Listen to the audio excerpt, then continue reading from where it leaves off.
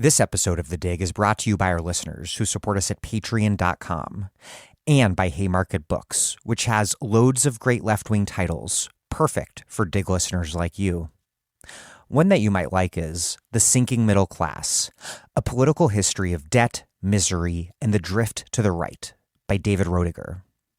In The Sinking Middle Class, acclaimed historian David Roediger skillfully challenges the save the middle class rhetoric that dominates our political imagination. This slogan misleads us regarding class, nation, and race, Roediger argues, and talk of middle class salvation reinforces myths holding that the U.S. is a providentially white middle class nation. As Robin D.G. Kelly puts it, as the nation burns and the future appears uncertain, David Roediger delivers another incisive, timely, clear-eyed analysis of class and race in America. His point is clear. Another world won't be built by pollsters or slick election strategies aimed at saving the middle class. We have to grow a movement.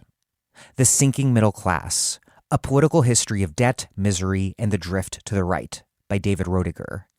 Out now from Haymarket Books and available at haymarketbooks.org, where U.S. and U.K. readers receive free shipping on orders over $25 and £25, respectively.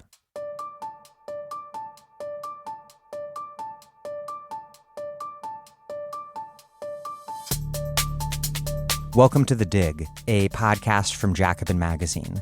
My name is Daniel Denver, and I'm broadcasting from Providence, Rhode Island.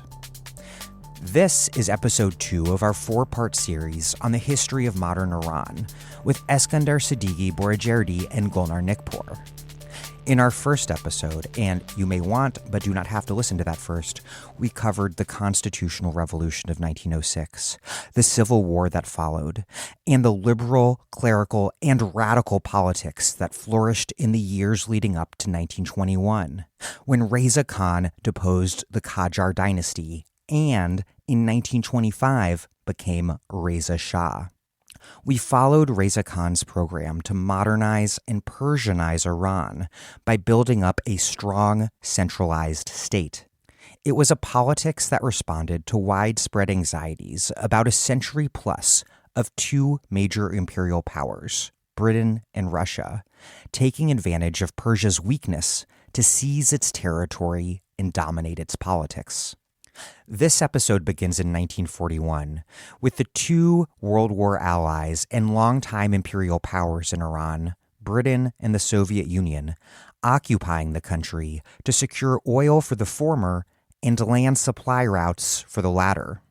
That allied occupation deposed Reza Shah and replaced him with his son, Mohammad Reza Shah, the same ruthlessly repressive Shah who would seize total control after the U.S. and British orchestrated coup in 1953 and who then the Islamic Revolution would overthrow in 1979.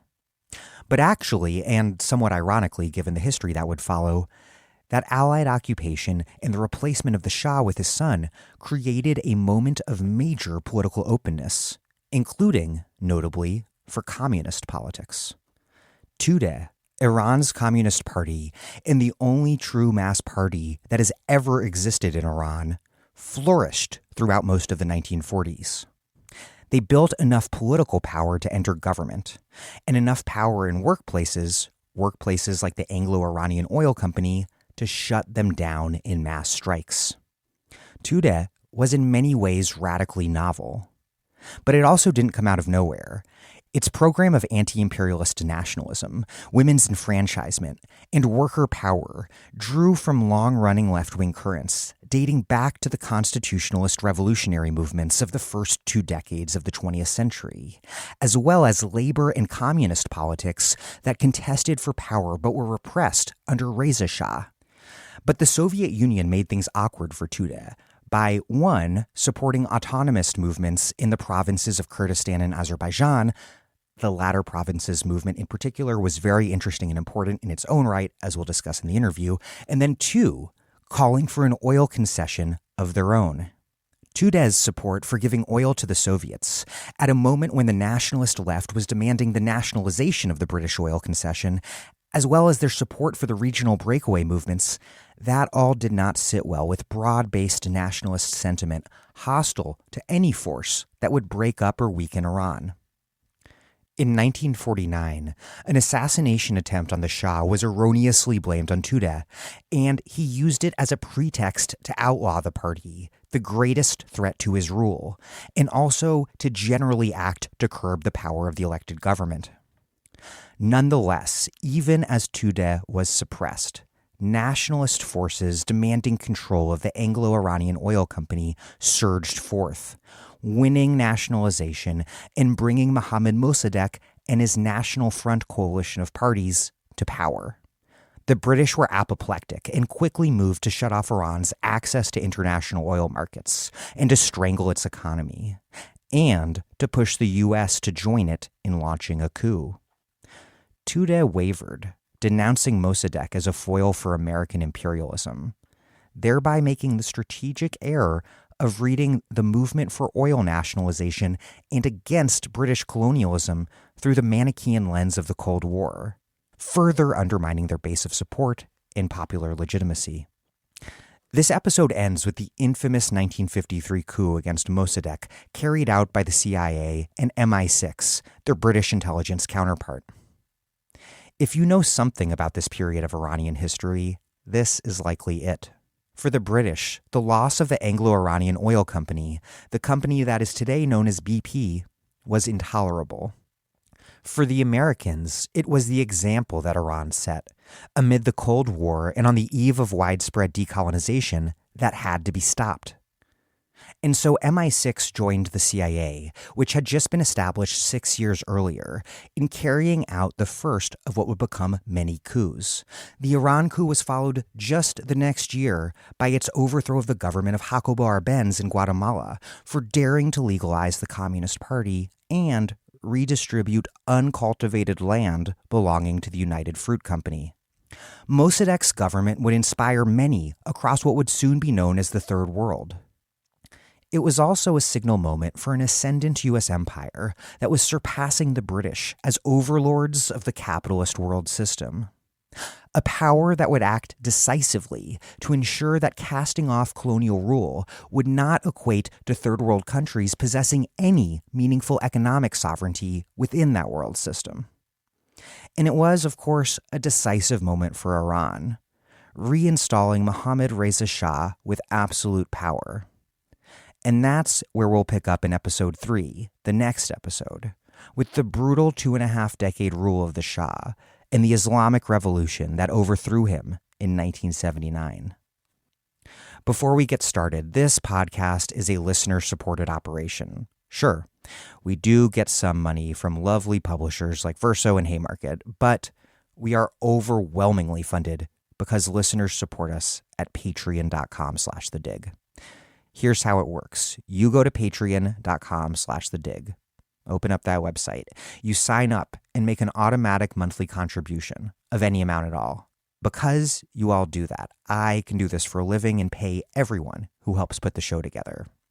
All without us having to paywall any of our episodes, which we are resolutely against doing because we want everyone to be able to listen regardless of your ability to pay. And so if you can afford to contribute, say $5 a month, please make a contribution now.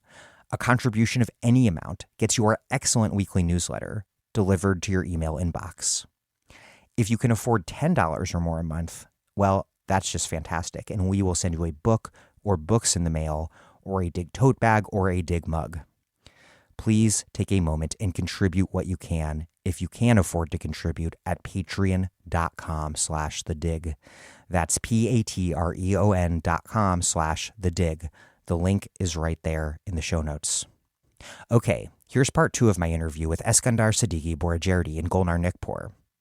Watch the podcast feed as our next 2 episodes on the history of modern Iran are released over the coming weeks. Eskandar Sadeghi-Boroujerdi is a professor of contemporary politics and modern history of the Middle East at Goldsmiths College, University of London.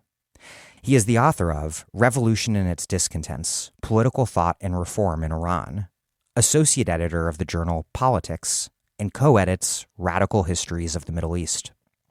Golnar Nikpour is a professor of history at Dartmouth College with an interest in histories of law, incarceration, and rights in modern Iran. She is currently finishing her first book project, A History of Iranian Prisons and Carcerality in a Global Context, is on the editorial collective for the journal Radical History Review, and co-edits Radical Histories of the Middle East.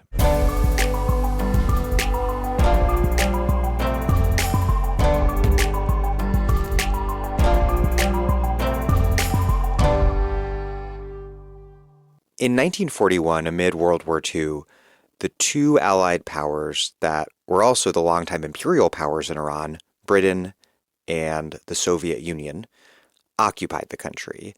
The British wanted direct control of oil, and the Soviets wanted a land corridor to their country. They forced Reza Shah to abdicate and replaced him with his son, Mohammad Reza Shah. Why did they intervene in this way, and then why did they believe it was necessary to replace the Shah to accomplish their objectives? And then where does that moment fit into that much longer history of British and Russian imperialism in the country that we've repeatedly returned to throughout this interview? Yeah, I think there are certainly continuities in terms of this intervention, as should be fairly clear. And obviously they did intervene for the reasons, and they felt that they could afford because of that history, clearly. But also, yeah, it was very much around the imperatives of the war and ensuring that Iran was firmly in the hands of the Allies.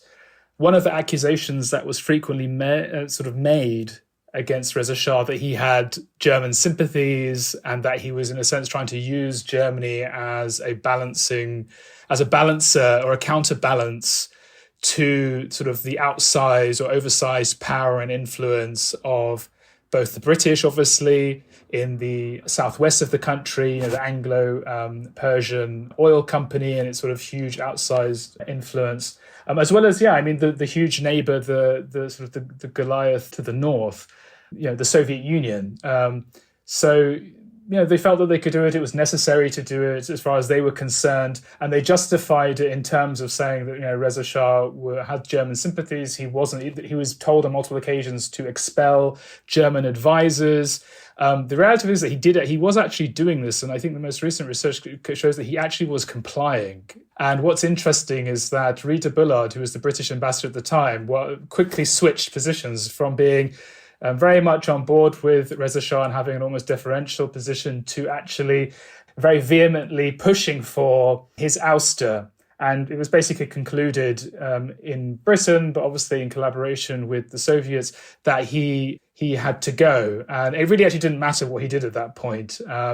Obviously, we've spoken about many of his achievements and the great amount of violence that was necessary in order to sort of realize this vision. I think it's also just worth going back a little bit just to reflect a little bit on Reza Shah's sort of modus operandi, the way he sort of increasingly became more and more paranoid and despotic in the way he actually ran the state. So, it's not a coincidence that his closest allies, whereas Ali Akbar Daavad, that Golnar was actually talking about, had a role in reforming the judiciary, sort of died in a sort of suicide. His closest ally, the Minister of Court, Teimour Tash, was actually killed. And he increasingly, had this sort of paranoid kind of demeanor and was seen as alienating. He'd also actually accumulated huge amounts of land in Mosaddegh, his home province, actually. And while obviously, this is the period of the building of the Trans-Iran Railway and lots of other sort of infrastructural projects, a lot of actually have made the argument that some of these, particularly in terms of road building and so on and so forth, were often to actually facilitate and advance his own personal economic interests. So one of the things that's interesting is that when he's ousted, Anne Lambton, the famous, or I should say infamous Orientalist, who, her contributions are important, but she actually played in many ways. She's actually in Tehran at this time, and she's sort of working almost, you could say, as, like a press attaché kind of thing, but it's basically like a propagandist in many ways. And she's sort of actually working with various Iranians as well. Some of them actually happen to be members of the Tudeh party, Tudeh sympathizers, but that's another point which I'll park for now. But what she's writing at the time is sort of, she's writing about the immense unpopularity of Reza Shah. She's talking about just how much actually the population was relieved to see him, to be rid of him, actually. So, the Allies occupy, and actually what's actually interesting and ironic is that during this period of occupation, it's also a period of like political vibrancy and flourishing, in a sense, and the emergence of sort of a degree of political pluralism and plurality, which hadn't actually been seen within certain parameters, of course. So I think that's actually important to note. One thing that actually was very interesting at this time, obviously Reza Shah is exiled to Mauritius first, and then ultimately to South Africa. His son remains in Iran. But during this time, actually, the British are very much mulling over whether they actually want to just abolish the Pahlavi dynasty completely. Another point of interest is that the Indian Commonwealth Office at this time is actually pondering and actually very much pushing for the Qajar dynasty to perhaps be revived. And they start actually, Anthony Eden, who would obviously become, famously, prime minister in the Suez crisis and such, is very much tasked with this. And he actually studied Persian and Arabic at Oxford. So he's actually meeting with the vestiges of the Qajar dynasty in the UK at this time. And he comes to the conclusion this isn't very viable because basically the heir can't actually speak Persian at all, which is which is obviously a problem. But this is nevertheless being very much advocated and pushed by the Indian Commonwealth Office. Ultimately, and a lot of people sort of credit the statesman / sort of literati intellectual Muhammad Ali Furughi with some careful manoeuvring, actually convincing the British and Rida Bullard, the ambassador, that it would make more sense to actually have Mohammad Reza Pahlavi coronated, basically become the successor and actually become the king and continue the Pahlavi dynasty. But like I said, it's sort of, it wasn't entirely clear that the Pahlavis were going to continue as a dynasty for a period. Mohammad Reza Shah, for the time, resigned himself to a constitutionally constrained monarchy. He held on to the armed forces, but was compelled to give up control over much of the state to elected government. And as you just mentioned, one consequence was this powerful reemergence of nationalist and socialist politics, including the foundation of the Tudeh Communist Party. What was the Tudeh Party, and where did it fit into this newly liberalized moment of Iranian politics? What made it something beyond a communist party that happened to be in Iran, a party that instead was fundamentally and distinctively Iranian in its politics and its origins? And then how, throughout the 1940s, did Tudeh build its power in the streets, in government, and in workplaces? Tudeh Party, the Tudeh means masses. And as you said in the question, this is very much the dawn proper of, you could say, mass politics, very, very clearly. I think it's important to note, though, that the Tudeh Party initially came out of reading and intellectual circles, particularly around a publication by the name of Golnar, which means like world. Originally, they'd actually wanted to call it materialism, but that was seen as too explicitly, Marxist in orientation. And as Golnar mentioned, sort of socialism and socialist parties were basically prohibited in the 1930s, like quite explicitly, under the Reza Shah government. So they had to be, so basically those who were sort of left-wing socialist activists had to be very, very careful about how they were actually, framing their ideas. And what's also important is that many of these leading figures, so people like Taghi Irani, who wasn't a member of the Tudeh, but he was kind of very much seen as, once you could say, the spiritual father of the Tudeh party, and the people around him, the younger sort of generation of people around who participated in these reading groups and were writing for Golnar, some of them had gone to Germany and actually had lived through the Weimar Republic. And they'd studied in Germany or studied in France at this time, and they had seen the rise of fascism as well. And this is actually where, they're very much actually in Germany and Berlin in the 1930s, there's kind of a melee of various sort of nationalist circles. So Hassan Taghizadeh, who was actually one of the social democrats and leading social democrats of the constitutional era, he basically escapes Iran and is in exile, actually, and he established a journal in Berlin by the name of Carver. This had an influence on, these sort of young emerging sort of generation of socialists, actually, in many ways, who had imbibed some of these sort of nationalist ideas, but increasingly moved towards, a sort of cosmopolitan form of socialist and that sort of socialist creed. And then they wrote sort of, various modernist writings, criticizing the roots of Iran's reasons why they thought Iran had fallen behind, criticizing kind of religious dogma, mysticism, and so on and so forth. So really the Tudeh party, and what I should say, actually, this sort of circle around Taghi-Arani famously becomes the group of 53. It's this group which is basically put on trial in large part, for their socialist beliefs, and they're accused, obviously, of sedition and such. Taghi-Arani actually dies in prison during this time, and in a sense becomes a quote-unquote martyr. And then the Tudeh party, is formally established in 1941. Obviously, Iran is occupied, as we've been saying. And it's established as not like an overtly communist party initially. It's really very much established in the mold of a Popular Front organization, anti-fascist. And actually there were there were obviously various groups that were sympathetic actually within Iran to National Socialism, like the Sumka and others. So there was actually like a National Socialist Party.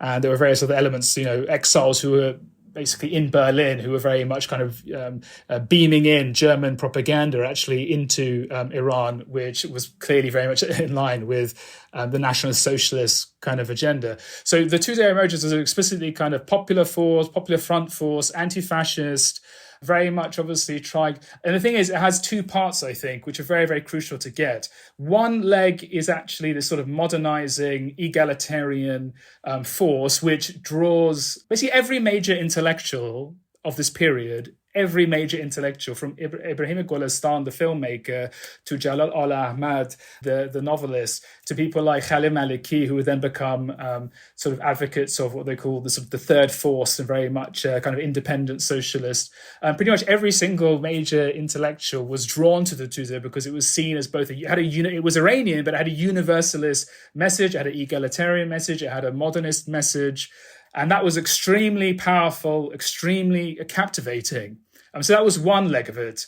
The other leg of it was the labor movement, which was extremely, extremely significant and obviously tapping into the immense resentment of the power of the Anglo-Persian Oil Company that would then become the Anglo-Iranian Oil Company, and today is obviously known as BP. So we need to also take a step back and actually just think about the power which that company exerted. Not only obviously did it actually profit immensely and made sort of extortionate profits at the expense of obviously the Iranian polity, and this was very much a sore sort of issue for Iranian nationalists. But it basically ran Abadan and huge swaths of Khuzestan as a fiefdom. It had its own kind of personalized police force in order to ensure security there. It engaged in obviously the huge amount of exploitation of often proletarianized Bakhtiari tribesmen. It really kind of balked at the central government really giving it any kind of directives whatsoever. And this is actually something which was also immensely irritating to Reza Shah when he was actually king. And he had lots of sort of tussles with them and often came out for the worse. So, there was just immense resentment as this foreign controlled enclave, controlled by, as far as they were concerned, agents of the British Empire. And what the Tudeh party managed to do, especially through its affiliated union, or basically, at least not directly, but the Central Council of United Trade Unions, it managed to mobilize literally thousands and thousands of workers in the oil industry. So it had this immense kind of social power to mobilize labor, to go on strike. And obviously this is something which is built up gradually. It doesn't happen overnight. But by 1946, there are just like unbelievably huge strikes. It's incredible actually when you read the Foreign Office documents of the time. Often you see women sort of addressing crowds about the great injustices which have been imposed upon Iranians by the Anglo-Iranian Oil Company. And actually the British are extremely sensitive to this, extremely hostile. And actually in the documents, you also find all sorts of rather, absurd, almost shibboleths about talking about a Jewish Bolshevik kind of conspiracy in Iran, because they can't fully fathom how the unions and those associated with the Tudeh party are so powerful in this period. And basically the Tudeh becomes so powerful in 1946 that it basically it compels the government of Qawam al-Saltaneh to incorporate, three ministerial portfolios. They have to give them to the Tudeh party. So, I mean, just to be very brief and in sum, I mean, I think one is sort of this profoundly universalist project, modernizing, egalitarian, class-based, which is extremely attractive. And it's so attractive that actually many of the leaders actually have a kind of aristocratic background.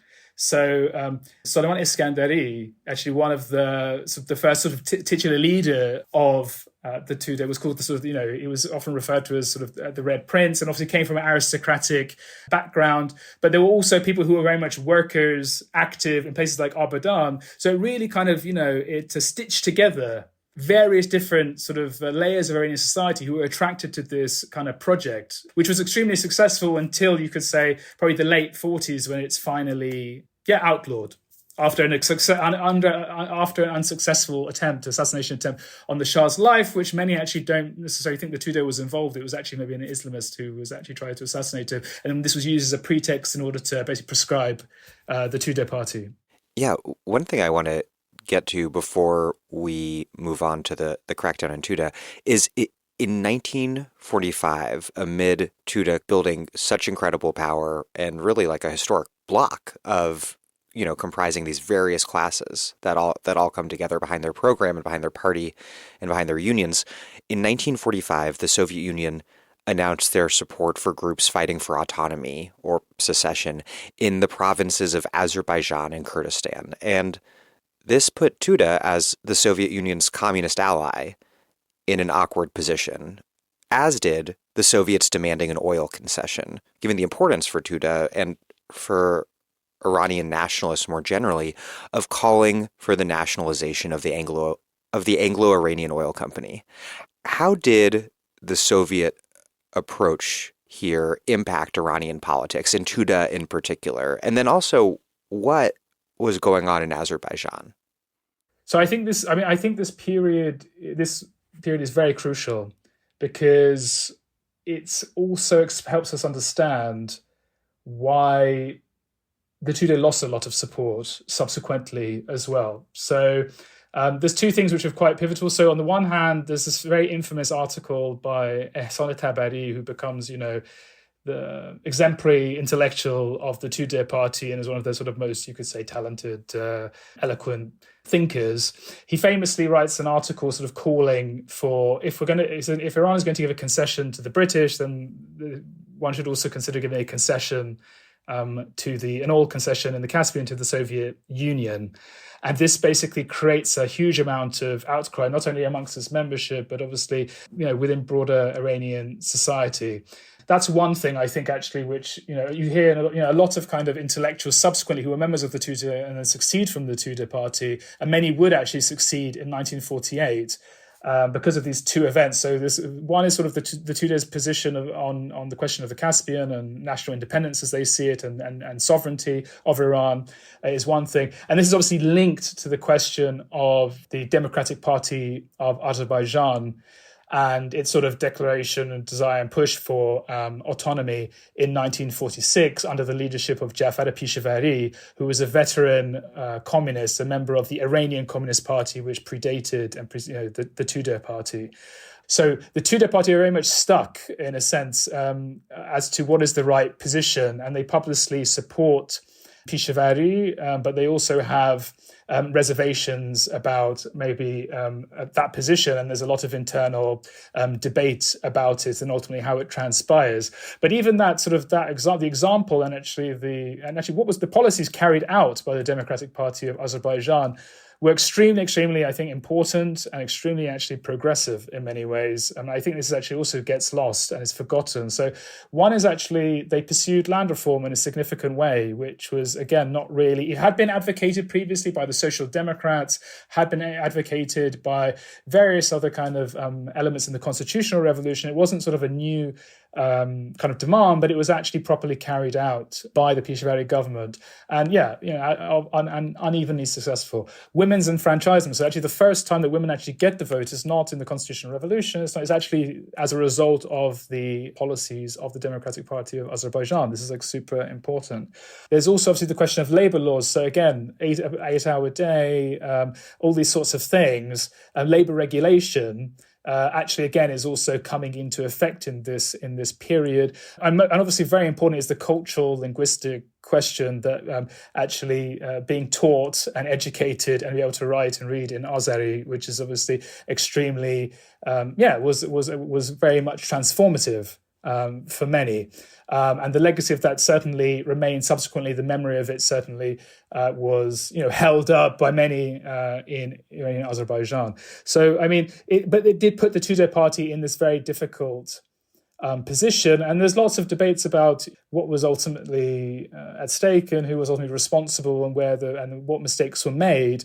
But nevertheless, this was seen as the Tudeh party kind of opening the gate to separatism, the dissolution of Iran, and what Golnar was talking about earlier, and it's posing kind of an existential threat to Iran's territorial integrity. And then for many, it was seen as a betrayal and also as testament of the Tudeh party not being an independent kind of socialist force, but being in a sense Stalinized and then subordinate to the will of the Soviet Union. And actually the reality of it is more complicated. Actually, what we often see is the Tudeh party sometimes overshoots and actually pushes for more than the Soviet Union actually expects from it. But, it's a very complicated kind of back and forth the two have. But the perception is that they are very much subordinate. Again, and this is a gradual thing. By the late 40s, obviously it still has a huge amount of support, but it's steadily being eroded, and steadily there's being more and more criticism of their kind of orientation vis-a-vis the Soviet Union. Golnar? Just to kind of piggyback off of that, I think it's crucial. These are conversations, the relationship of indigenous communist parties to the Soviet Union is something, it's a global question in the era, especially in the era after the Sino-Soviet split. These are conversations and questions that are broader than just the Iranian context. But in the Iranian context, the perhaps sort of complicating factor or important factor is the historic role that Russia played as one of the two major colonial powers, right? So the perception that the Tudeh is attempting to advance Soviet aims in Iran is more devastating to the Tudeh than it would have been in a context where Russia wasn't perceived as one of the long-standing colonial powers. Of course, it's not just a perception, right? There is, as Eskandar said, a process, a kind of, in fact, a relationship between the Tudeh and Moscow, and with the sort of with the state leadership there, and there's a sort of meaningful move towards, Eskandar outlined it all. I don't want to go too much more into that, but I do want to say that this is in fact something of it becomes a particularly embarrassing problem for the Tudeh as intellectuals are sort of moving towards, as in 48, towards the third force. Intellectuals are seceding from the Tudeh party. There's splits in its membership that are really about a kind of nationalist sentiment. This is an important prehistory to that 1951 to 1953 moment with Mossaddegh's effort at oil nationalization, because this really becomes the question, right? Now, this is, again, a bigger question in broader socialist communist politics at this time, from the, do we support nationalizing efforts, national bourgeoisies in anti-colonial movements, or are we looking for kind of vanguardist Workers' Party, what is going to be the sort of engine that propels these liberatory movements forward? That's a broader conversation, again, than that which is just happening in Iran. But the way that they are it is sort of materially played out is very much about Russia's historic influence and on the role of oil in the country. It's the sort of practical material in which these conversations are happening, from which they're no longer abstract questions about leadership and become about sort of national integrity and so forth. And is that moment of crisis for Tudeh, is that what creates this opening where the Shah not only moves to outlaw Tudeh, but also briefly consolidate power more generally, marginalizing the entirety of constitutional government? I think the reason the move to outlaw it is simply because it was such a potent force intellectually and in terms of mass politics and in terms of being, organizationally savvy. And to be honest, it's really the only mass party Iran ever, it's the most successful mass party Iran ever had. And it's really the only real mass party which Iran ever really had.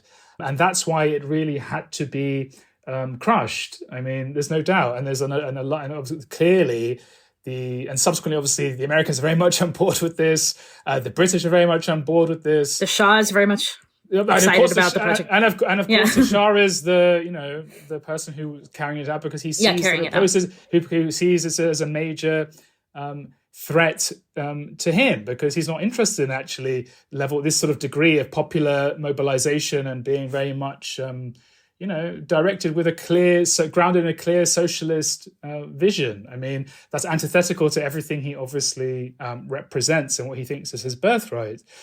One thing I just wanted to say, though, is that the Tudeh party there are these two events. I mean, obviously the question of the Azerbaijan and the Azerbaijan crisis of 46, the Caspian oil concession, all these sorts of things, they are eroding the Tudeh party, but it is still very much a force. And we also shouldn't just forget, like in this period, following the Second World War, broadly, I mean, across the world, just to kind of globalize it, Stalin is a very popular figure. I mean, the Soviet Union is seen as defeating fascism. It's seen as sacrificing tens of millions of, Soviet, citizens in the name of defeating fascism. It's seen as probably the most important power, really. We kind of forget this now in like 2022, and obviously the American sort of appropriation of being this sort of the decisive factor in the defeat of kind of Hitler. But obviously when we go back, we realize that actually, particularly in the what was then called, the Third World, or still hadn't quite been called the Third World, but was emerging as such. The Soviet Union was actually extremely powerful, extremely popular. And not just this, actually. I mean, also what happened in the Soviet Union, this strong state-building exercise, modernizing, moving towards industrialization, but moving from becoming an agricultural society to a predominantly like industrial, urbanized society. The Soviet Union was kind of paradigmatic of that transformation, and Stalin was seen as the architect of that. So, I mean, that was something which was actually, it was admired by many Iranian socialists, and they, of course, the information that we had of the internal purges was limited, despite the fact, actually, as some scholars have shown, many Iranian communists, actually, like Ehsanullah Khan and others, ended up actually being purged, in these purges. So many actually Iranian communists were actually killed in the Stalinist purges, but that nevertheless didn't detract from the popularity of the Soviet Union for many in this period. And I think actually it is really the Tudeh's position on the coup, which is kind of in many ways the nail in the coffin. One, because obviously it's seen as just a national betrayal, an absolute betrayal of the national movement. I think that's one of the main things. But it also provides the context in which the Tudeh is finally kind of decapitated internally and then loses this kind of mass politics element, which had been its lifeblood in the 40s. Yeah, absolutely. I think of that earlier, that 46 to 49 moment as a kind of prelude to what Eskandar just described, the prelude to really the true sort of breaking of the mass popularity of the Tudeh. I mean, I think I want to just bring a couple of things in. I mean, it's certainly true that the first time that women's enfranchisement happens in any sort of Iranian context is in the Azerbaijani context that Essie outlines. But with the Tudeh as well, after a kind of at an earlier point of its configuration in the early 1940s, it sort of shies away from women's enfranchisement, women's rights, as it's kind of attempting to build this broad-based popular front. But it very quickly shifts to, as part of its program, support for women's enfranchisement, women's rights. So this is, I think, both Eskandar and I wanted to flag this as an important part of the kind of story that we can tell going into the contemporary moment, exactly how these different ideas are sort of circulating in Iran. And they're really popularized in this case in the emergence of these leftist movements. The other thing I wanted to just kind of re-emphasize is that, this strange thing of the 1940s both being in the aftermath of the Allied occupation, both being a time of foreign occupation and being a time of relative, and again, relative is the key, but still relative political openness. Again, Eskandar mentioned this, but the reason I want to reemphasize it is because we have this kind of shift. 1931, as we said, there's this law passed as part of legal centralization under Reza Shah that bans, sort of any form of communalist political organizing, basically an anti-communist law. It's in part through that law and in part through earlier suppression that at the same time that law is being passed, it's passed in the context of these smaller than what will happen in the Tudeh era, but still these important organized strikes in textile mill and Esfahan and in carpet factories in Mashhad. There's the Iranian Communist Party is attempting these sort of initial labor-based organizing and strikes. And it's in the context of the 1931 law that a lot of both intellectuals and Iranian Communist Party members are in prison. And it's at that same time, and this is not necessarily known by some of the next generation of communists until a moment later. It is at that same time that some other members of the party are sort of first feeling the violence of Stalinist purges. So when the Tudeh arrives on the scene in 1941, in this moment of relative political openness, it has a couple of figures from this earlier moment are affiliated with it, but the people who are really the intellectual circles they're released from prison, it's kind of starting from scratch a process that's actually longer standing in Iran, labor organizing, specifically in these new workers' contexts, and also trying to bring together intellectual classes with that movement. So I want to both point to the kind of novelty of what Eskandar points out, the enormous, really that it's the only mass. I think you can absolutely make the case that it's really the only mass political party that's ever existed in the Iranian context. And yet it is still building on a legacy that is really dialectical process between these repressive state structures and efforts at doing this type of organizing that the Tudeh is much more successful at than its predecessors in terms of the numbers of people that it draws into its orbit. But its predecessors are also, sort of crushed by this sort of 1930s Reza Shah context, and also by losing some of its membership in Stalinist purges. So I just wanted to sort of flag that, and the issue of the issue of bringing women's rights into the sort of broader political conversation. Of course, there had been movements talking about, intellectuals, movements, so forth. There had been a dedicated sort of movement towards women's education and women's sort of anjumans in the constitutional period, women joining the political processes in the earlier part of the century anew. But it's that sort of prehistory that I think gives us this seeming breakthrough of a new kind of politics in the 1940s period.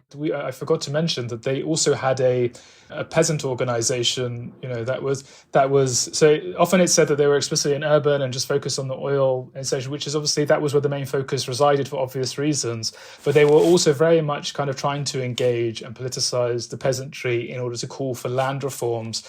And that's just super important, actually, because obviously, as I said, they weren't we see land reforms in Azerbaijan, we see land reforms demanded from really by the Social Democrats from the time of the Constitutional Revolution. We even see demands for union organizing in that period.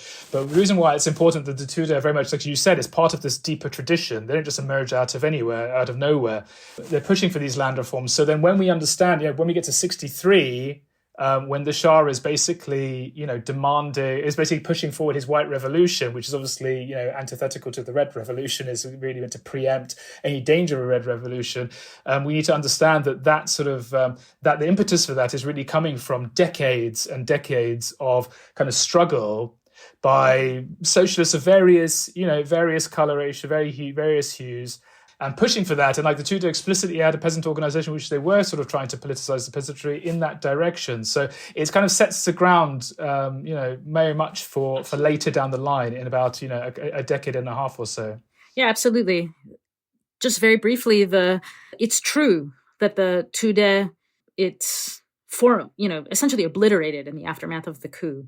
And it's fatal mistake of not throwing its weight behind Mosaddegh, in fact, critiquing him basically throughout the process, is, it also led to the sort of disillusionment of many, many, many who sort of were fellow travelers of the Tudeh, if not outright members. But at the same time that happens, kind of interestingly, many of the positions of its sort of planks in the 1940s are taken up precisely by the post-coup, sort of increasingly authoritarian Pahlavi government. The kind of ideas about women's enfranchisement, land reform, and so forth are drawn from this longer legacy that the Tudeh is part of representing, but it also goes much further back into the constitutional period.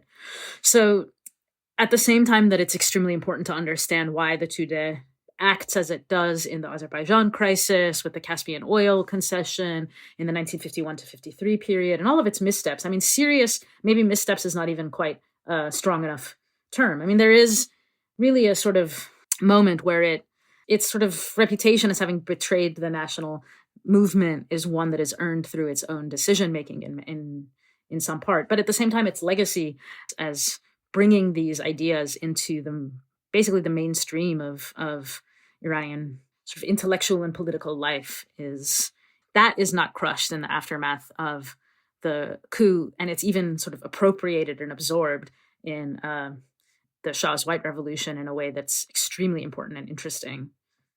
Most people on the left outside Iran who know something about Iran know that Prime Minister Mohammad Mosaddegh was overthrown in a coup in 1953 because Mosaddegh moved to nationalize Iran's oil. But before we get to the coup, let's talk about Mosaddegh and the nationalist movement. How did Mossadegh's nationalist movement and his National Front coalition of parties come about and then come to power in the early 1950s, so soon after Tudeh's destruction, or maybe not destruction, but outlawing and repression, and at this moment when the Shah had consolidated so much power? And then what various and rather divergent currents and constituencies did it mobilize? And to what degree did Mosaddegh and that movement or movements embody previously dominant currents, like the politics that Tudeh had put forward? Mosaddegh is himself from an aristocratic background, and by the time 1951 rolls around, he's actually quite a long-standing veteran of Iranian politics. Right, he's an older guy at that time. The young Mosaddegh first made a national name for himself as one of the staunchest supporters of the 1905 constitutional movement. And at that period, he's already championing the sort of ideas that he becomes widely seen as synonymous with, kind of civic nationalist, liberal constitutionalist, and anti-colonial position. So he's an anti-colonial nationalist. He believes in nationalizing Iran's resources, and most famously and most importantly, oil. But he also professes a desire and a commitment to the constitutional process, unlike many of the other nationalists that we talked about earlier in the 1920s, who start to sort of veer towards a belief that Iran needs a Mussolini figure. Mosaddegh was critical of Reza Shah. Throughout Reza Shah's time, he's critical of the young Mohammad Reza Shah. And in fact, the National Front has its roots in protest against ballot rigging in 1949. Protest against sort of electoral malfeasance in Mohammad Reza Shah's kind of relatively early in his tenure. So Mosaddegh in fall of like September, October 49, I think October 1949, leads a protest to the palace. He's calling for sort of fair and honest elections at a time when Mohammad Reza Shah, who had earlier kind of allowed, as we said, 1941 to around this late 1940s period is a time of relative openness, because Mohammad Reza Shah doesn't quite have the confidence to take the reins of authoritarianism the way his father had been holding them up to 1941. But the young Shah is trying to sort of increasingly wrestle power away from these new movements, particularly the Tudeh that's emerging. And Mosaddegh and the people around him are trying to demand fair and free elections.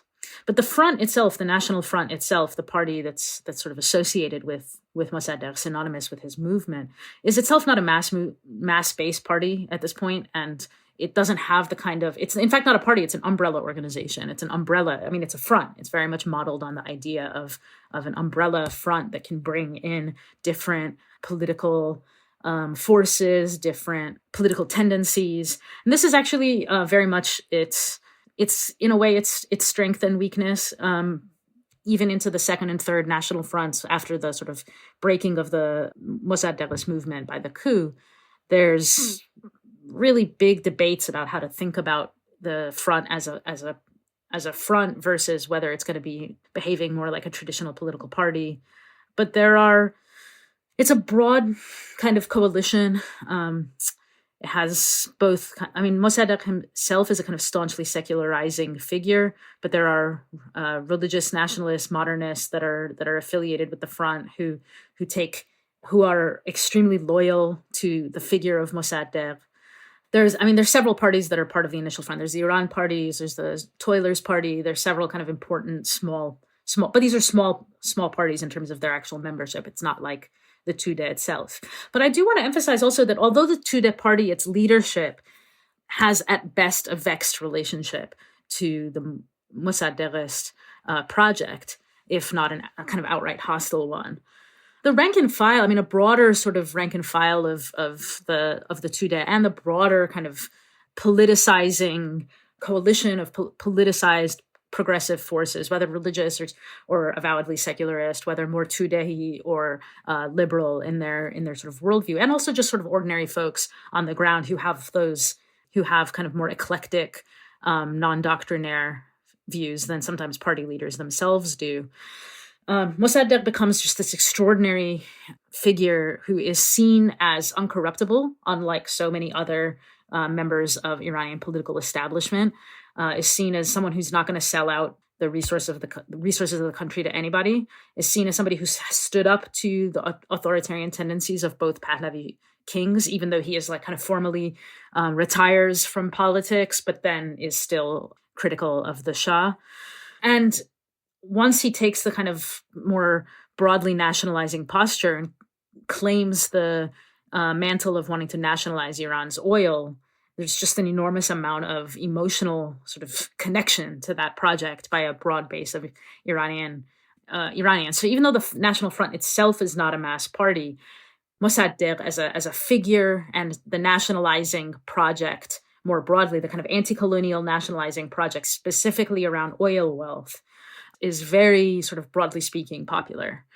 So that's a kind of distinction, right? The Tudeh is a mass party, and it has a weird, kind of vexed relationship to Mosaddegh. National Front is not a mass party, but there is an enormous amount of broad-based support for the project of oil nationalization, which is seen correctly as having stolen an enormous amount of wealth from Iran. Oil is first struck in one of these rapacious colonial concessions granted by the Qajar king to British capitalists. It eventually sort of sells the concession in large part, or sells most of his shares of the concession to the British government. And it's without Iranian oil, the British war effort in World War I and World War II, the wealth of Britain, particularly in the World War II effort, would simply not have been able to move forward in the way that it did. And Iranians understand this to be a grave loss, a grave sort of theft from their national coffers. So Mosaddegh, in sort of giving voice to that demand, becomes seen as this kind of a national hero. This is, in terms of his legacy, we can talk a lot more about really specific things that happen with Mosaddegh in 51 to 53. There's a lot to kind of unpack there.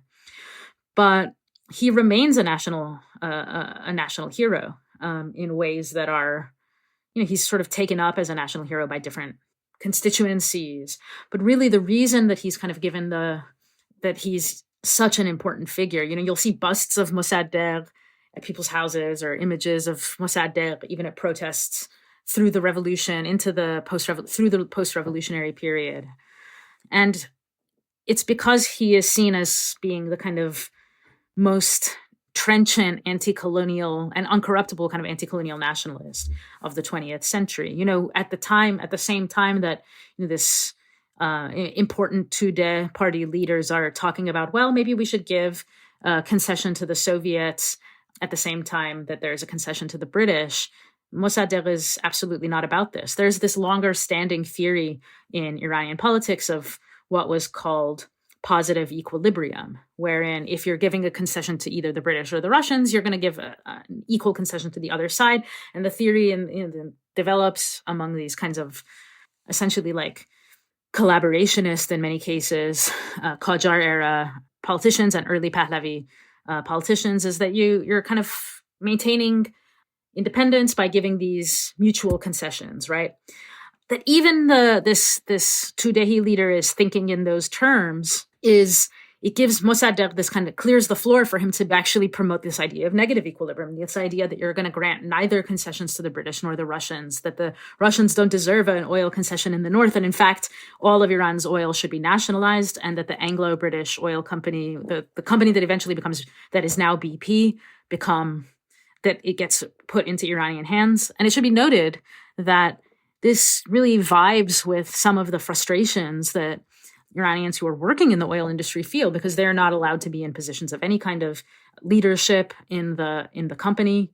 They're doing the most brutal tasks, the most difficult tasks, the most physically demanding tasks, and not allowed to sort of be rising up in the ranks of sort of so-called Anglo-Persian oil company. So from Mossadegh's demands are vibing with a lot of the different kind of constituencies that are in some ways have politically aligned or been organized by the Tudeh, but which really take the call of oil nationalization as a clarion call politically, as one that is completely central to their vision to a kind of joined vision of Iranian independence and sovereignty. Yeah, I would just emphasize a few things. So the first would be obviously the umbrella nature of the National Front. I think that's super important, and ranging from the Iran Party to people like Ayatollah Kashani, who a figure who had participated in the Iraqi Revolution in 1920, and then exiled by the British to Beirut. He was very much, you could say, a rabble-rouser, had his own constituency, very influential, but very kind of adept, like politically. He cultivated, various sort of interests, and he was for a time seen as the patron of an important group, Islamist group by the name of the Fadayan Islam, that was basically a militant Islamist group who really wanted and demanded a kind of properly Islamic state in Iran. And this is obviously something... And that was going around like assassinating, alleged secret Baha'is. Yeah, I mean, it was attacking Baha'is, it was assassinating politicians, it was basically... Intellectuals, assassinating intellectuals. Yeah, it assassinated famously Ahmad Kasravi, sort of this great historian of the Constitutional Revolution, Azerbaijan, so on.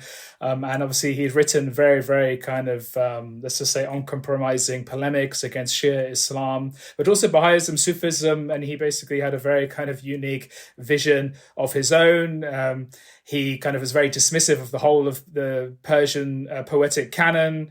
His followers held book burning ceremonies. But anyway, I don't want to go down. But he was ultimately assassinated by the Fadayan Islam because of his obviously very kind of forthright polemics against Shia Islam.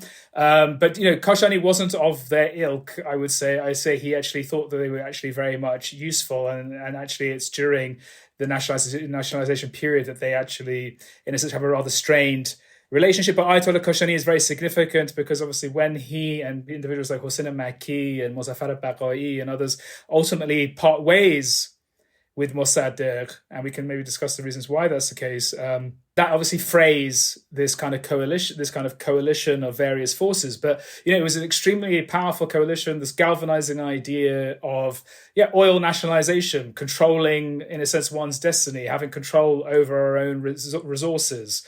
The question of Iranian sovereignty. I mean, these are extremely, extremely powerful and emotive, and as Golnar was saying, I mean, they continue to live on, and his memory, continues to be this was the torch which he held is very much kept alive and burning throughout the 60s and 70s and until this day. So, I mean, that legacy is important and has obviously been, many have written about it, endlessly so, perhaps we could say. But I would say there's a few other things that I would like to kind of mention. I mean, and it does touch on some of the things which Golnar was said, but I think it's necessary to bring it out a bit more. He was he was Qajar royalty, aristocracy. I mean, his mother was a princess. He came from this aristocratic background. He was, he was incorrupt, as Golnar was saying, but I think he also was very much a politician who had, very much a kind of a personalized kind of politics. The way he engaged people was very much also in a kind of a populist frame. It was very much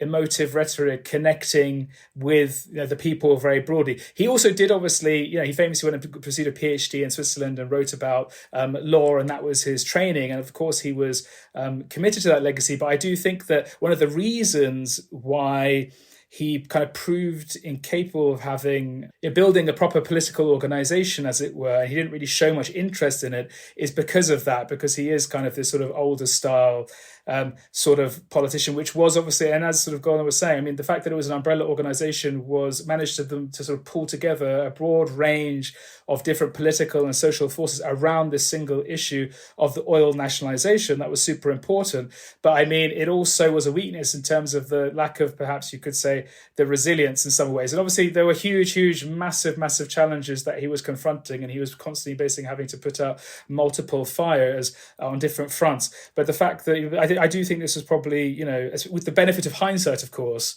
was kind of a potential weakness of the National Front, and it is one actually which the National Front continues to revisit on numerous occasions. Actually, so I think that's just that's important, maybe just to bring out there. Golnar? Absolutely. In some ways, he even has, there's evidence that he has some suspicion of, truly mass politics. So it's that sort of old school political background that he has is absolutely shapes his view of what's happening at this moment. I mean, I would certainly emphasize, as Eskandar does, that to sort of, that he faces an enormous number of challenges that are outside of just that sort of history of his own sort of political tendencies.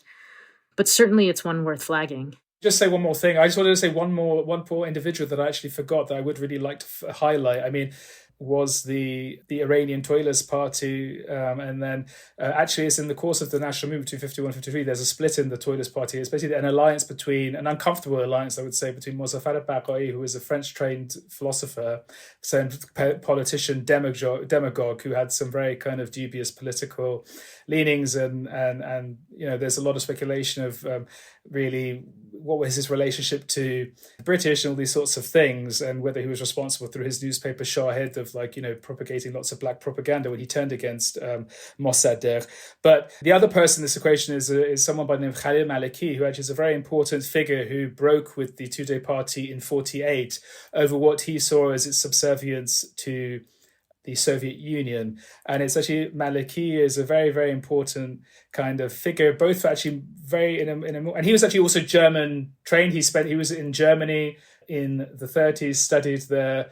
He knew German. Actually, when he was in prison, he would actually be reading Marx's Kapital, and they would then be sort of translating it in prisons, actually. And he would, in a sense, be doing kind of interpreting it and reading it alongside with others. And they would sort of do like one page at a time kind of translation. They would hide their copy of Kapital in the yard. And then when it was possible, then they would retrieve it and all these sorts of. So he was actually a very kind of interesting, quite senior figure, actually, in the Tudeh party. He was even sent to kind of mediate in Azerbaijan when he was still a member of it, because he was from Tabriz. So, as was Taghi Aroni, actually. So, I mean, this is all kind of important to kind of know. Khalil Maliki, by the time he breaks the Tudeh party, he kind of is like, and the reason I said the background with Kapital and actually some knowledge of the Marxist socialist canon is because he kind of gives a real sort of theoretical like sophistication to this idea of negative equilibrium. And when he breaks with Baghai, his new organization is still called the Toilers Party. It's called Third Force.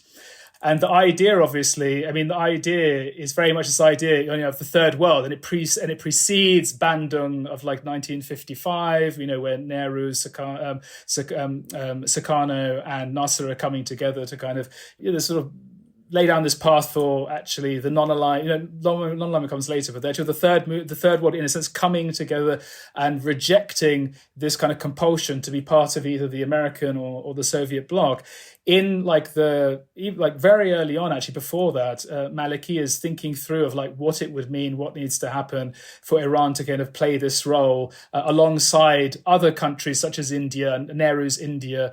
and theorizing actually what Mosaddegh is doing politically and is pursuing this sort of political agenda. Maliki, this independent socialist, and obviously allied and sympathetic intellectuals are very much drawn to this, is trying to theorize like how can Iran be part of a broader kind of international coalition of what we today call the global South, and then maintain and retain and preserve its independence in the face of what they saw a clear kind of Soviet aggression on the one hand, and British, and then later obviously American aggression on the other.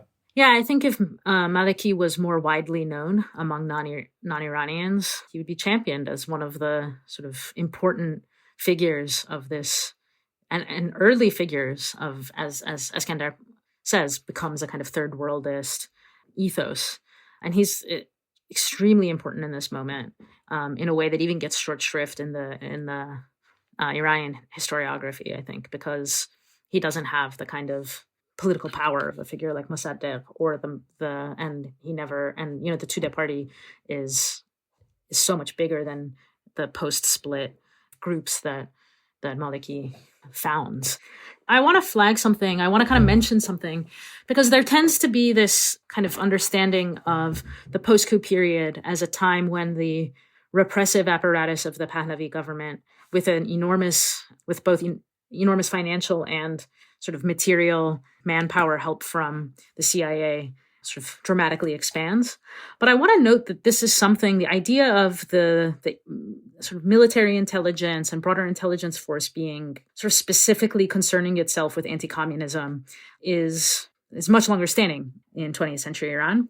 But in the 1940s, when we started to see the little by little, especially in 49, this repression of the Tudeh party, after its sort of ability to create this mass movement and this concern from the Shah about its ability to do so. But before this moment where the repressive arm of the state expands in the post-coup moment, it's already expanding. We talked about the 1931 law. It's expanding in the 1940s.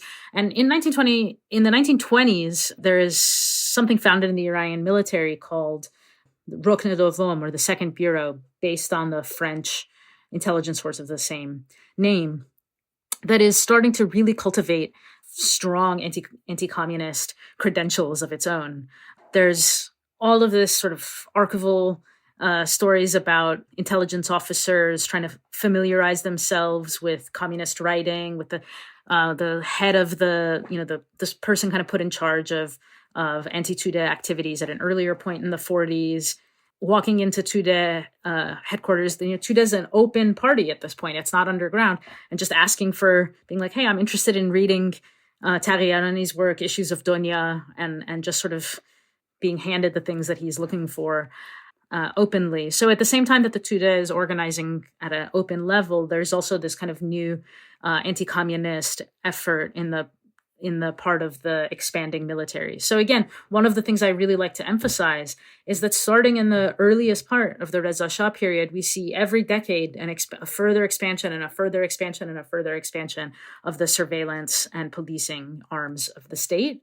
And with that comes these big sort of intelligence projects that really, really specifically sort of see their role as anti-communism, as anti-Tudehism, and they don't always know who is what. There's all of these like sort of ridiculous stories of them mistaking something for another thing. But yeah, this is, I wanted to emphasize that before we got to the coup, because there tends to be this idea that the sort of repression really escalates after the coup, and that's certainly the case.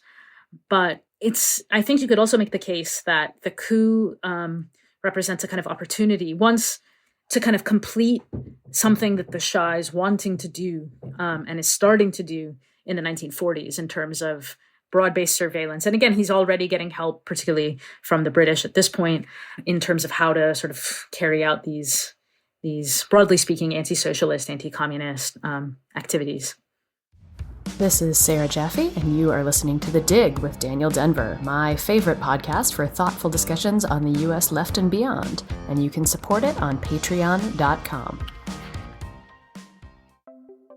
This episode of The Dig is brought to you by our listeners who support us at patreon.com, and by University of California Press, which has loads of great titles perfect for Dig listeners like you.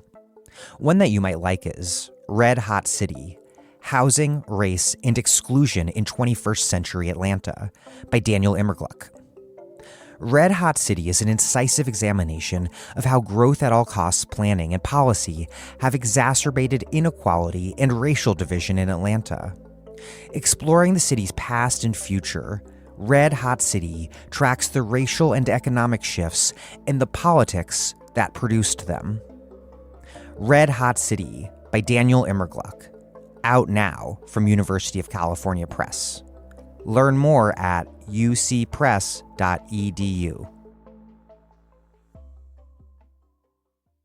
Let's talk about the nationalization period leading right up to the coup. How did Mosaddegh move from winning power to consolidating that power to the extent that he nationalized the oil and then moved to sideline the Shah and take full control over the Iranian government, particularly over military and security forces that had remained under the Shah's control? Well, I mean, I think we have to maybe go back a little bit. So, I mean, what really happens is that obviously the prime minister is Ras Marah initially in, I think, 49, and then he's assassinated. And in a sense, his assassination, there's a lots of kind of back and forth and actually struggles going on in this period, which I won't get into. But basically, it's actually the nationalization takes place. And then actually Mosaddegh, then is basically named prime minister. And this is because it's something of a fait accompli for the Shah, because in a sense, the writing is on the wall. I mean, the impetus and sort of support for nationalization had already basically the ground for that had been laid and had gathered such steam that it was kind of like an immovable object, really. And the Shah had to kind of give way. Mosaddegh was seen as its main steward, its main advocate, it's sort of the face of it, really, in many ways, most outspoken in parliament and parliamentary debates. And these sorts. So, he already was a national figure, and he was seen as you said, as the Golnar was saying, incorruptible, as really unparalleled politician of integrity, and one who was fiercely anti-British as well, I should say. I mean, unlike Ras Marah, who's a friend of the British. Yeah, or he even was seen as maybe even having strong relationships with the Soviets and things like this. I mean, there was lots of speculation about this, and actually Mosaddegh doesn't really condemn his assassination when it happens, and actually this is something which a lot of people actually subsequently criticise him and sort of take as a sign of his kind of sort of more demagogic kind of side of Mosaddegh. But anyway, he sort of then becomes prime minister. Often, I mean, he's usually says the first democratically elected. This isn't the case. I mean, he's basically invited to assume office. He's it's best to maybe describe him as a popular anti-colonial or popular nationalist kind of prime minister who's very much stewarding this project.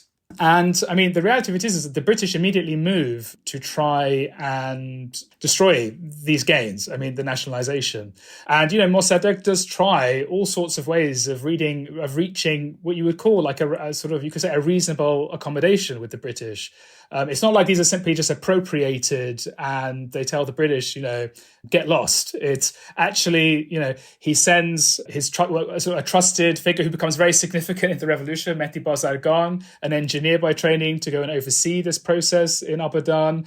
He actually wants to retain the experts in the Anglo-Iranian Oil Company, like various, so the British actually say you can continue actually working. They don't kick out the sort of the British sort of administrators and the people actually running the industry. Obviously, they want better and fairer conditions, and they want to but it's not actually in the mold of later, you could say, sort of anti-colonial appropriations of like various kind of former colonial properties, or it's actually a quite much more, you could say, timid, or not say timid, a much more, you could say, tempered is more the right word, approach, because he's not naive and he doesn't want to necessarily, even though he has great antipathy towards the British, he doesn't want to just simply antagonize them. So, and I think this is actually important to say. I think this is very, very important to say, because they also offer to reimburse the British as well. I mean, and trying to reach some kind of reasonable solution. But I think that's important to lay the ground, because the British response is just like, forget it. I mean, it's like, who do you think you are? Like, how dare you? That's like really the response. So basically all of the British personnel told pack up and leave, which they promptly do. So there is something like a vacuum of expertise here, which is obviously, I think, important to note. And obviously, nevertheless, Iranians tried to step into the fold and actually sort of take the reins. That definitely happened. But very immediately, the British moved to declare this illegal. That that actually this is actually a contract with a private corporation. And you violated the terms of that contract, and therefore you either have to reverse the decision or offer, some degree kind of inordinate amount of kind of compensation, which could never actually be paid back, and all these sorts of things. And then obviously the British take this to the International Court of Justice. Mosaddegh goes famously there, makes the Iranian case, and the British lose. The British then call for a massive embargo. So obviously, today it's very common that we talk of the age of sanctions and trying to throttle people's and strangulate economies through recourse to sanctions. The British very, very quickly, moved to impose like a naval blockade on Iran. And actually, also importantly, I need to mention, under the Labour government at first, the British actually draw up a plan called Operation Buccaneer to literally invade Iran and occupy the oil installations and take them by force. This is drawn up. Under the Labour government that builds the modern welfare state in Britain. Exactly. Well, yeah, social imperialism, they managed to, you can have welfare at home and imperialism abroad. We could reconcile the two in their heads. So people like Bevan and others, not Nye Bevan, Ernest Bevan, his statements are just as colonial and racist as you would as almost from Churchill. And Anthony Eden, when the Conservative government comes in. So I think there is immediately pushback, absolutely uncompromising. And there is this debate, which I just think is probably worth flagging, of what really was what ultimately motivated the coup, the drive to overthrow Mosaddegh. Was it oil or was it the Cold War? And with the British, it's undoubtedly oil. It's immediately their economic interests, and also it's very important to control this because it was essential kind of for maintaining whatever remained, I guess, and very little of it, of sort of a sterling zone, or actually attaining kind of basically selling oil in pounds. This was obviously very, very kind of important for sustaining and rebuilding the British economy in the wake of the Second World War, which had been absolutely kind of devastated. So that was sort of another. And also just the British had a long established networks led by kind of eccentric figures. Anne Lambton was teaching at SOAS, at the University of London. But you had people like Robin Zainer, who was based at All Souls College in Oxford, who was an expert of kind of ancient religions and Hinduism, all these sorts of things. Very kind of eccentric figure who was basically aspiring, famously these brothers called the Rashidian brothers, and getting them to basically run operations on the ground and organize various mobs and through the press and plant stories and, like I said, black propaganda and all this. So the British are kind of all guns blazing, like from the get-go. And then, I could pause here, but then the question is, how can they perhaps maybe convince the Americans at this point? Obviously, it's the Truman administration initially, and then subsequently the Eisenhower administration. But the British, very much organized from the get-go, are trying to overturn this. Mosaddegh is then obviously trying to think of, given the naval blockade, given the strain on finances, which quickly kicks in, how can they run the country, in the absence of in the face of dwindling oil revenues? How can they run the country in face of, and how can maintain some degree of a kind of a parliamentary system in the face of all of these kind of subversive challenges, very often being, pushed by the British to some extent, outright sort of buying and bribing politicians in the Majlis as well. This is something which increasingly comes to a head. And then, of course, from the British, there's a lot of pressure on the Shah to basically come out very flatly and exert his prerogative to dismiss Mosaddegh. And really what it comes to a head, and it's famously called Siom Tir, so the 30th of Tir, which is a month of the Iranian calendar, where there is a sort of like tussle between the Shah over control of the war ministry and the Shah basically making it an issue of, Mosaddegh making it an issue that I will ultimately resign unless you give this up. And I think this does go back to this question of he's saying that the Shah needs to submit to the constitution and to the civilian government ultimately, and trying to. It's not that he's anti-monarchy. He's not sort of trying to abolish the monarchy. He's not trying to oust the Shah. This is not at all what is actually happening. he's trying to basically force the Shah to basically stay within his constitutional remit. I mean, that's what he's really trying to do. And the Shah refuses. Mosaddegh was known for being, dramatic. And that was actually a source of his great power, of being able to reach into, Iranians, reach out to them and really kind of tap into a deep kind of, a reservoir of emotions and feelings and sentiment to get them on side. Anyway, he ultimately resigns over this.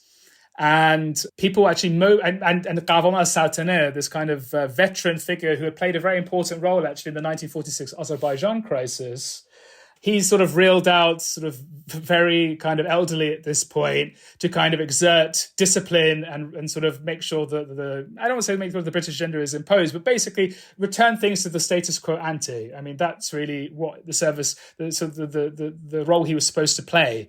And great to the chagrin of both himself and to the shock. And this basically ends Qavam al-Saltaneh's career. And great to the shock, great to the shock of the Shah, to the shock of the British, who very briefly, take have a huge sigh of relief and think we're rid of this guy, Mosaddegh, finally. People mobilize en masse, demanding Mossadegh's reinstatement. And it's like a huge, huge thing. It's absolutely kind of epic. And it kind of reminds me of when I sort of had seen the documentary of the overthrow of Chavez and the people sort of mobilizing. I mean, maybe that's a good analogy to some extent, people literally in a spontaneous way mobilizing, pouring into the streets and calling for his reinstatement. And he is reinstated. And this actually basically leaves egg on the face, as they say, on the British, on Qavam, and really neuters the Shah. And the Shah after this is absolutely kind of, he's winded and doesn't really know what to do. And then ultimately, this lays the ground for him leaving the country with his second wife, Soraya, and going to Rome. And then basically this being framed as exile. But I mean, it would be wrong to say that the Mosaddegh ever had this sort of agenda of, turning Iran into this sort of a republic and being rid of the monarchy. That would be an overreach. Golnar? As he said, there's this big debate in the historiography about whether the coup is about oil or whether it's a Cold War thing. It's about communism. And again, for the British, I agree. There's really no question. It's about oil, and it's about what they see as their oil, right? There's this amazing, if this was a video and not an audio, I would show it, but there's this amazing news story that in British newspapers where they're publicizing photos of Abadan, where the oil refinery is, and saying, Abadan, the fruit of British industry, this is the direct quote, the fruit of British industry that Persia covets. So that's the way that it's being. And if you watch newsreels from Britain at the time, this is absolutely the language, that this was a desert. The Iranians would never have found this oil. They would have never cultivated this space. They don't have the capacity to. They're simply not capable of it. So that kind of high colonial idea, and we find it, all over the world today still when we're talking about national resources, which is that national resources shouldn't be, in the view of the sort of colonial thinkers, in the hands of those who aren't using them correctly, that the fruits should belong to the industrious, right? So that from the British point of view, this is absolutely a British, it's simply by, their response is absolute, as Eskandar said, in this regard. Similarly, the way that because from the beginning, they're trying to get the Americans on board with what with this. They're trying to get the Americans as incensed about this as they are. And there's this really telling quote from what was then a confidential British memo saying that the security of the free world is dependent on large quantities of oil from Middle Eastern sources. If the attitude in Iran spreads to Saudi Arabia or Iraq, the whole structure will break down. Control of that asset is of supreme importance to the world order, right? So this is the narrative that this is how they feel, but it's also what they're sort of telling, particularly the Americans. But what I want to note is that, just because I think Eskandar really did masterclass in the Iranian context, but we're actually see that what happens in this moment is that Iran's ability to sell its oil absolutely grinds to a halt. As Eskandar said, it's kind of a prelude to contemporary sanctions on Iran, and it has the same logic of crushing its ability to sort of function economically. But the production of oil in the Middle East actually increases in 1951, 52, and 53 because the Aramco and the British, the Americans and the British essentially sort of pivot to bringing more oil out of Saudi Arabia and Iraq and Kuwait, right? So this is actually an important moment in the shift of oil politics into a kind of latter half of 20th century in the broader Middle East as well. So while the British are digging in their heels and eventually the Americans get involved and Iraq, and in fact, they succeed in having the Iranian ability to sell oil grind to a screeching halt, they are not actually having a hard time getting oil. And in fact, oil production in the broader Middle East, as I said, increases. It's not quite at the same level of, the numbers are different in these different contexts, right? Like the oil concession in Iran is actually so imbalanced in favor of the British, even more so than other similar colonial deals. So it's not that the numbers all remain the same, but rather that we actually see a shift. And I think this is important to the sort of broader structure of regional power in the latter half of the 20th century and leads into a different moment in the OPEC moment in the 1970s, right? So this is an important national story about national history and anti-colonialism in the Iranian context. It's an important story in terms of North-South relationships and the way that the CIA in particular sort of flexes its muscle for the first time before then going ahead and doing so in Guatemala the next year and then just making a practically yearly habit of overthrowing governments it doesn't like.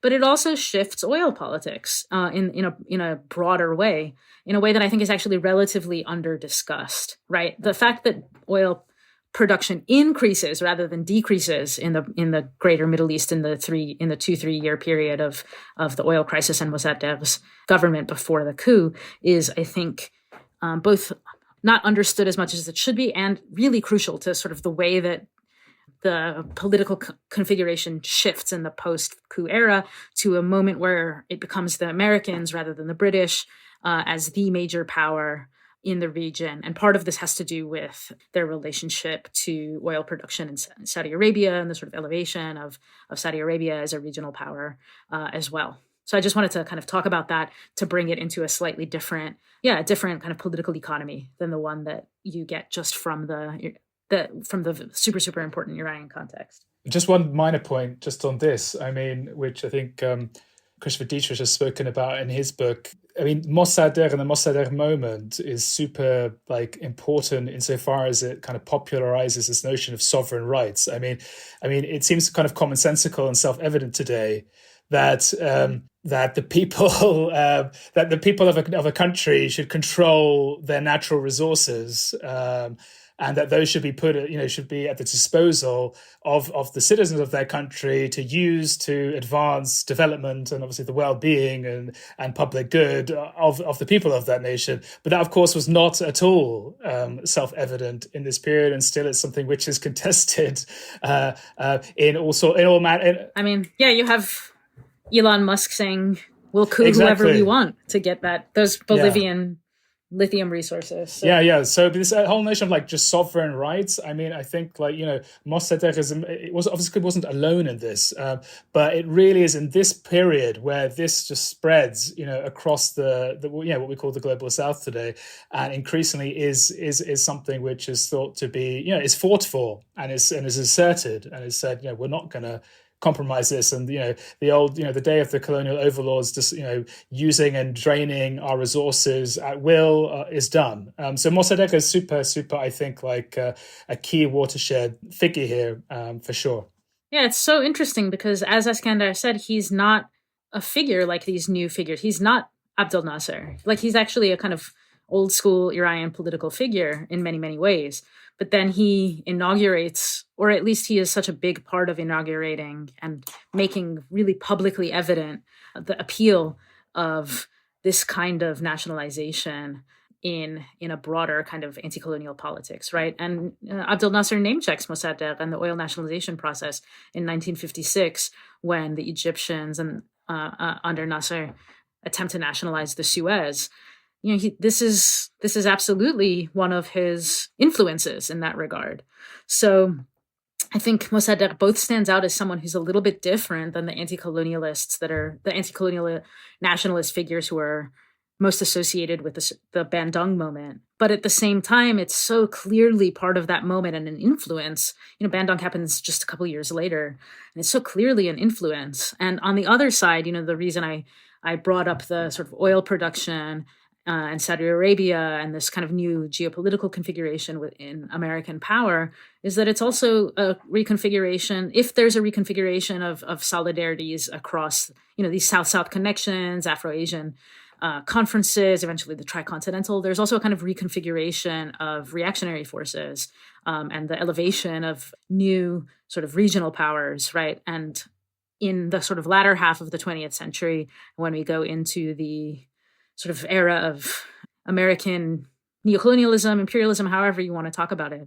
So this is a big shifting moment, both in Iran and I think more broadly, geopolitically, globally. How did the coup actually play out? And what was the domestic balance of power inside Iran on the eve of the coup that the CIA and its British intelligence counterpart were able to so masterfully exploit? I do think it's important so just to start off, I think there was some discontent, and like I said, that coalition, the National Front, had been fraying really since July, even before July 52. But with July 52, you have kind of outright sort of increasingly kind of frictions and divisions within sort of the leaderships of people like Hossein Maki and Ayatollah Kashani and others become increasingly and vocally kind of critical of Mosaddegh. I think that's important because often when people sort of discuss the coup, there's kind of this debate, which I think is kind of a false debate, but it's what is the balance of what was the role of internal forces and what was the role of kind of the security intelligence services, particularly the CIA, MI6 and stuff.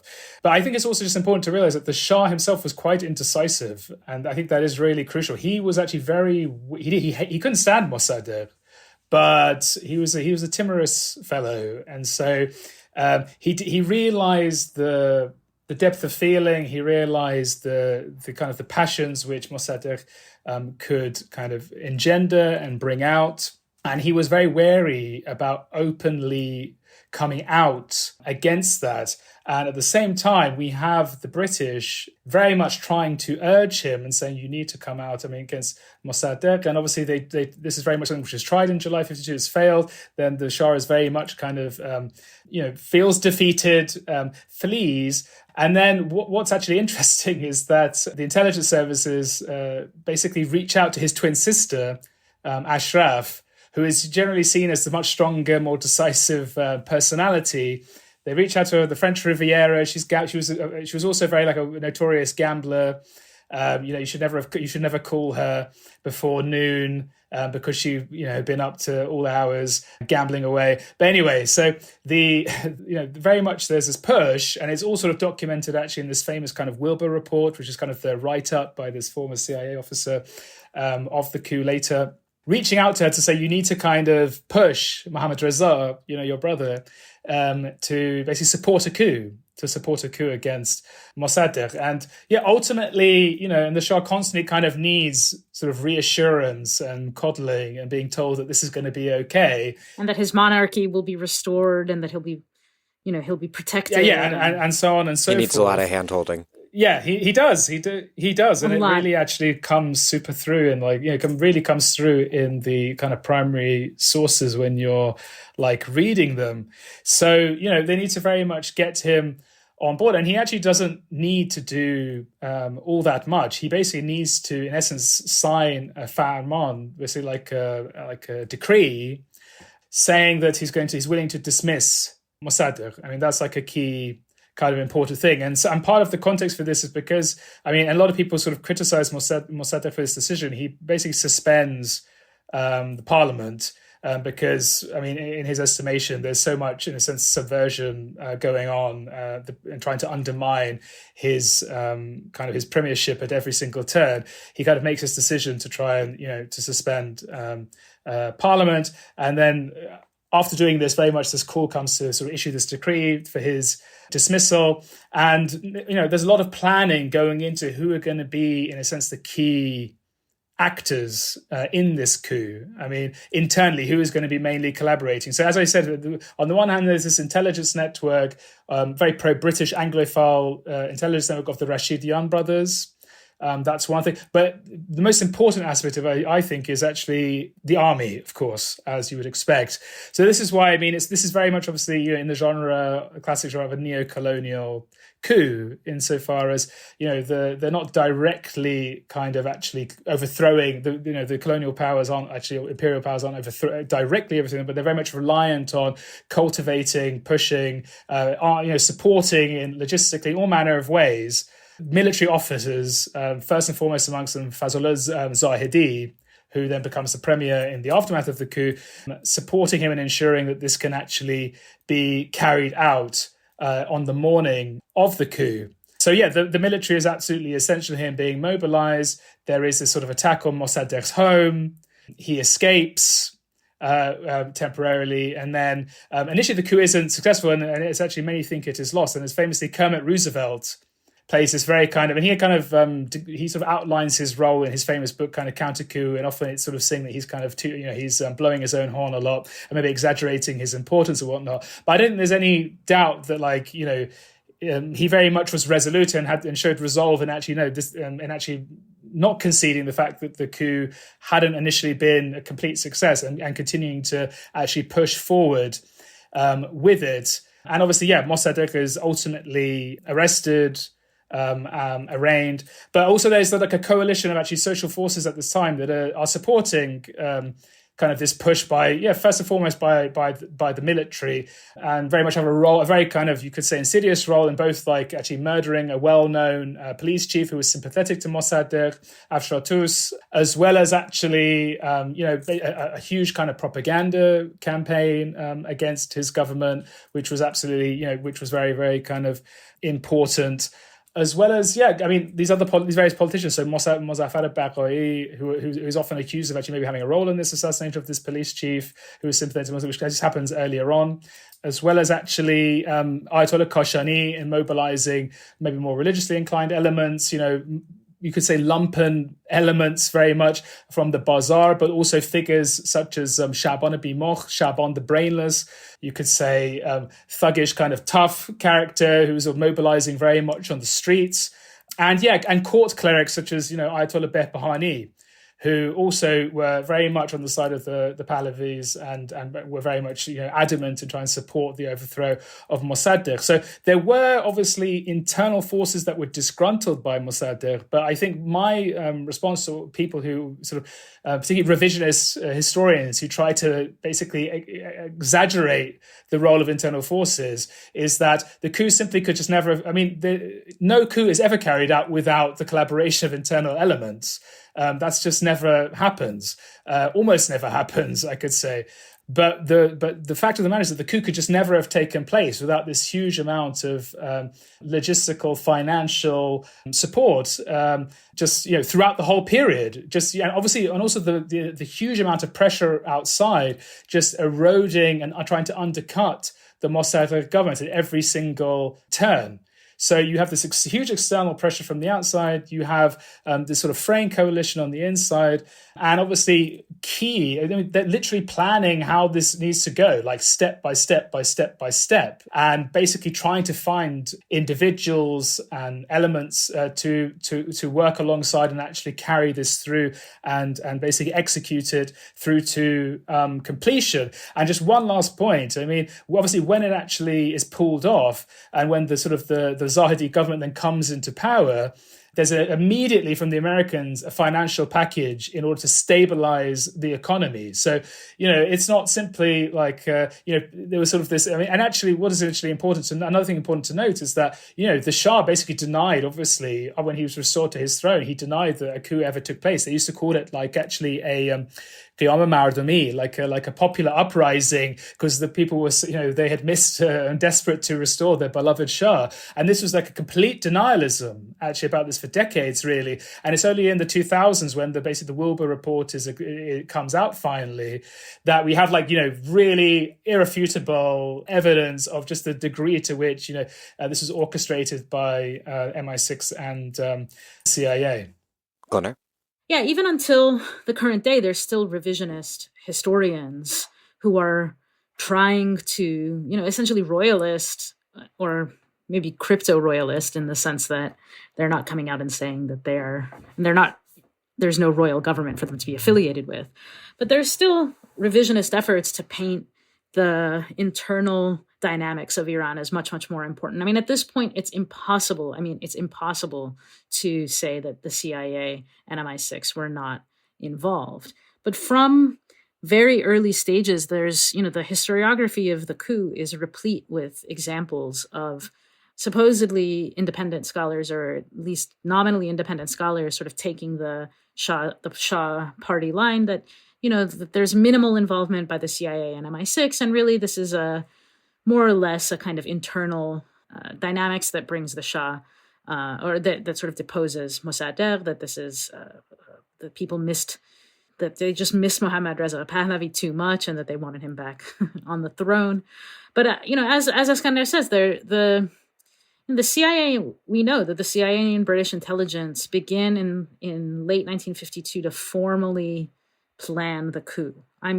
They are undergoing these step-by-step process of deciding how that they're going to carry this out, right? Because we have to understand also that this is, the CIA is a relative baby at this point. Now we know that the CIA does this, but this was like their first time at the dance, trying to overthrow a government they didn't like without really putting boots on the ground, or without, that this wasn't a sort of counterinsurgency effort. It was a intelligence operation, right?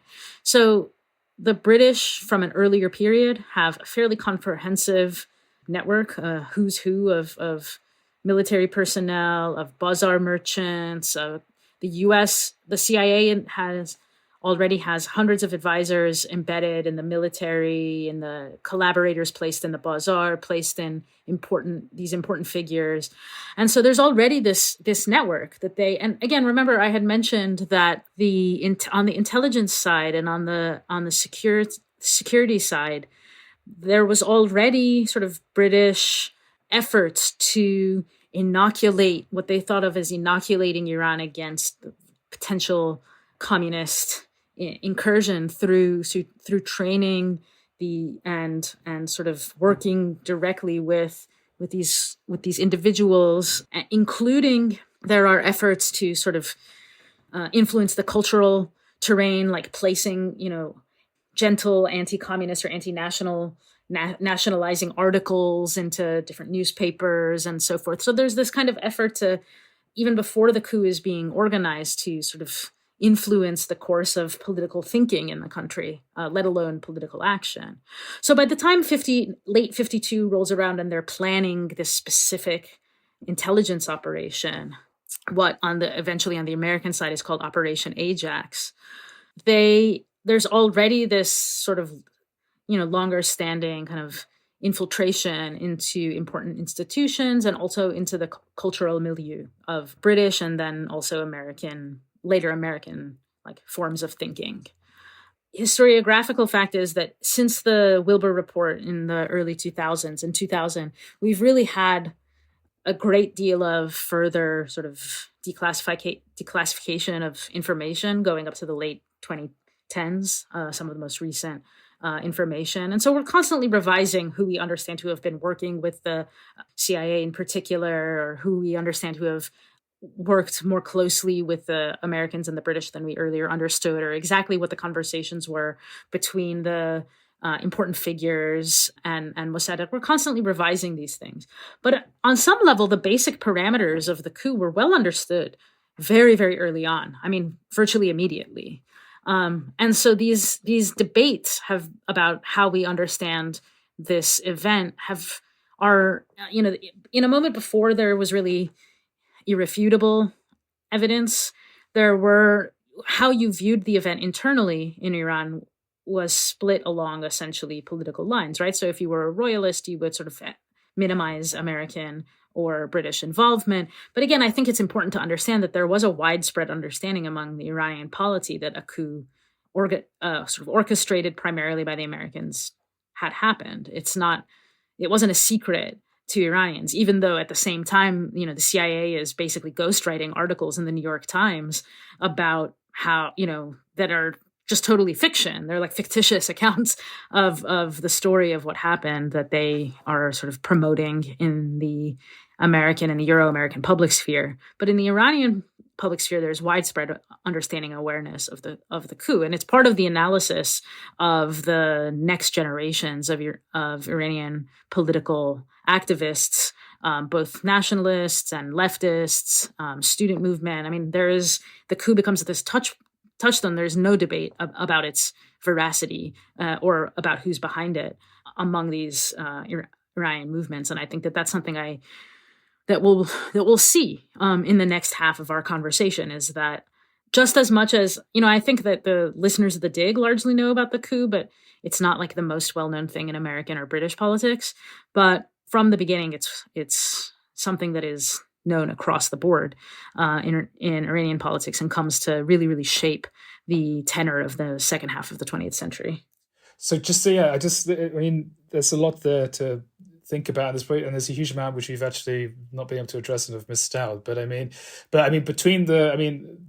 initial attempt at a coup on the 16th, and the coup is actually successful ultimately on the 19th. But we want to sort of, in a nutshell, sort of get an idea of the degree of actually CIA influence. I mean, the head of the coup, General Zahedi, is literally kept in a CIA safe house. I mean, this is what comes through in the latest tranche of kind of like documents. So, I mean, this kind of revisionist attempt to sort of blame it on the reactionary clergy and it's all their fault and so on and so forth is kind of, it's a very, very little base in the documents, and it's really just kind of wishful thinking. And it's a sort of sign of desperation in many ways, because there's the evidential basis for it is just not there, like, period. Another thing that I did actually want to emphasize, and I think it is super important actually, is the degree to which there's also a desire to exaggerate the Tudeh party are powerful. They have lots of kind of front organizations through which they're mobilizing, and they will identify often through wearing their kind of famous white shirts and stuff. But there is like lots of accounts as well of like British operatives and collaborators going to like protests. So famously, when Avril Harriman went to actually kind of try and mediate with Mosaddegh, basically trying to kind of massively exaggerate the threat of Iran sort of imminently going communist. And also, we just have to think that the Chinese Revolution had just happened in 1949, and all of this quote unquote sort of all of the sort of the furore about the West losing China or America losing China. So this was very much sort of in their minds, and actually the British and Rashidians and so on and so forth were actually very active in printing kind of fabricated material, also saying Mosaddegh was Jewish, or saying sort of anti-Semitic kind of tropes, trying to actually use those. As well as actually printing material where the Tudeh who were actually very careful on this question of explicitly attacking the clergy and Islam. So very much trying to actually, and I think it is actually also of note that the British did not have and this is a broader pattern from which I think very much shapes the 20th century of cultivating religious forces in this period against communist ones, or trying to in many ways provoke religious animus or fear, or and we see this obviously in Indonesia in the massacres which take place with the ouster of Sukarno later, but very much trying to tap into this fear by religious forces, sort of emerging Islamist ones, that this communist threat domestically is a serious threat to you, and internationally, to the Americans as well, trying to very much. And the British are very effective and very active in trying to do this, of saying if Mosaddegh, even if he's not a communist, he's elderly, and basically this is just laying the ground for a communist overthrow and seizure of power very shortly thereafter. So this is why it's kind of this kind of absolutely decisive fault line in the Cold War as well.